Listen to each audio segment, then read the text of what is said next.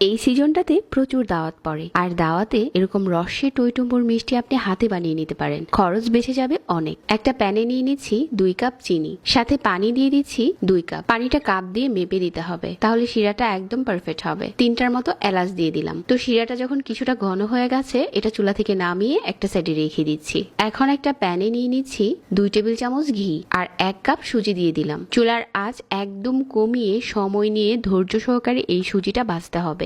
সুজিটা এমন করে ভাজতে হবে এটা পুড়া যাবে না, শুধু কালার চেঞ্জ হবে। তো এভাবে করে মিডিয়াম আঁচে সুজিটা ভেজে নেওয়ার পর এখানে 1 কাপ পানি দিয়ে দিচ্ছি। পানিটা দেওয়ার পর এভাবে করে নাড়তে থাকবো আর এই মিশ্রণটা ঘন হতে থাকবে। তো এভাবে করে নেড়ে চেড়ে প্যান থেকে এখন নামিয়ে নিচ্ছি। একটা প্লেটে নিয়ে নিলাম। সাথে দিয়ে দিচ্ছি 1/2 চা চামচ বেকিং পাউডার আর 2 চা চামচ দিয়ে দিচ্ছি গুঁড়া দুধ। ভালো করে মতে নিচ্ছি।